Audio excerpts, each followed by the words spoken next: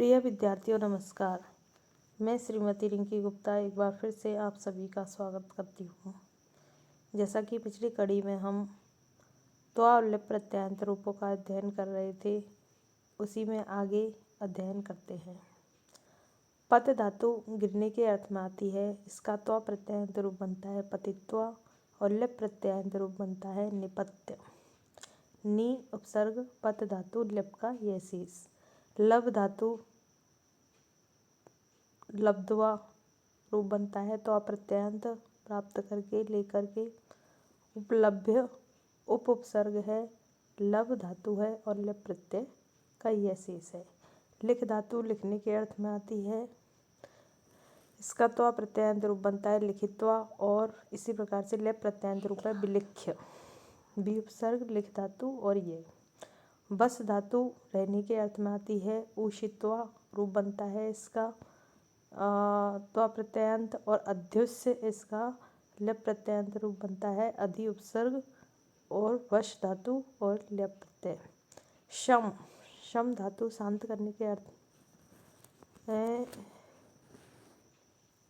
शांति के अर्थ में आती है तो इसका त्वा प्रत्ययान्त रूप बनता है शमित्वा और लिप प्रत्ययान्त रूप बनता है निशम्य। नी उपसर्ग शम धातु और लिप का ही शेष। श्वस धातु श्वास लेने के अर्थ में आती है, त्वा प्रत्ययान्त रूप बनता है श्वसित्वा और विश्वस्य, इसका लिप प्रत्ययान्त रूप है बी उपसर्ग श्वस और ये। सी धातु सोने के अर्थ में आती है, सईत्वा रूप बनता है इसका त्वा प्रत्ययान्त और अभिशय्य यह है इसका लिप प्रत्ययान्त रूप है अभी उपसर्ग और सी धातु और ये। लप लप्त्वा रूप बनता है और विलप्य इसका लिप प्रत्ययान्त रूप बनता है बी लप और ये। पा धातु पीने के अर्थ में है, पीत्वा रूप बनता है इसका, निपीय इसका लिप प्रत्ययान्त रूप है नी उपसर्ग पी धातु और ये। पृच्छ धातु पूछने के अर्थ में आती है तो त्वा प्रत्ययान्त पृष्ठवा पूछकर। संपृच्छ ये इसका संपृच्छ है, इसका रूप बनता है लिप प्रत्ययान्त सम उपसर्ग पृच्छ धातु और लिप प्रत्यय। बुध बुध जानने के अर्थ में आती है, त्वा प्रत्ययान्त रूप इसका बुद्ध्वा बनता है और लिप प्रत्ययान्त रूप है इसका प्रबुद्ध, प्रउपसर्ग बुद्ध धातु और लिप प्रत्यय। बद धातु बोलने के अर्थ में आती है, त्वा प्रत्ययान्त रूप बनता है उदित्वा और इसका लिप प्रत्ययान्त रूप बनता है अनुद्य, अन उपसर्ग है और वद धातु है और यह शेष है।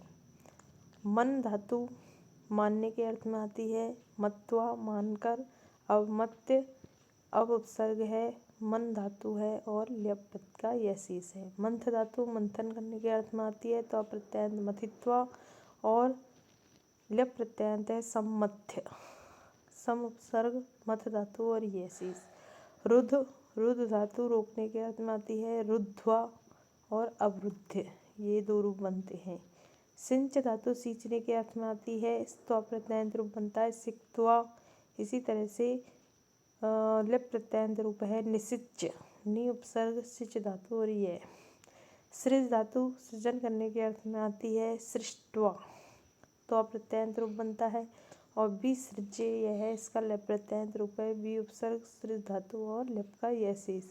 स्था धातु स्थित रुकने के अर्थ में आती है, स्थित्वा और उत्थाय यह इसका लिप प्रत्ययान्त रूप है उठ करके, उत उपसर्ग है और था धातु है स्था और यह शेष है। स्पृश धातु स्पर्श करने के अर्थ में आती है, स्पृष्ट्वा त्वा प्रत्ययान्त रूप है और लिप प्रत्ययान्त रूप है उपस्पृश्य। स्मृ धातु स्मरण करने के अर्थ में आती है, स्मृत्वा रूप बनता है त्वा प्रत्ययान्त और विस्मृत्य भूल करके यह इसका लिप प्रत्ययान्त रूप है बी उपसर्ग स्मृ धातु और लिप का यह शेष। हन धातु मारने के अर्थ में हत्वा और लेप प्रत्ययांत रूप है इसका निहत्य, नि उपसर्ग हन धातु और लेप का यशीस।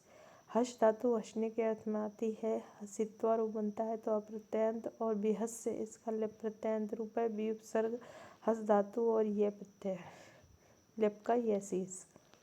और री धातु है हरण करने के अर्थ में, हृत्वा इसका रूप बनता है तो अप्रत्ययांत, और संगृत्य यह इसका रूप बनता है लप प्रत्ययांत, सम उपसर्ग री धातु और ये। विष धातु प्रवेश करने के अर्थ में आती है, विष्टवा और प्रविश्य इसके दो रूप बनते हैं। लुप प्रत्यय में इसका प्रविश्य है, प्रवसर्ग विषय और लप का यशीस।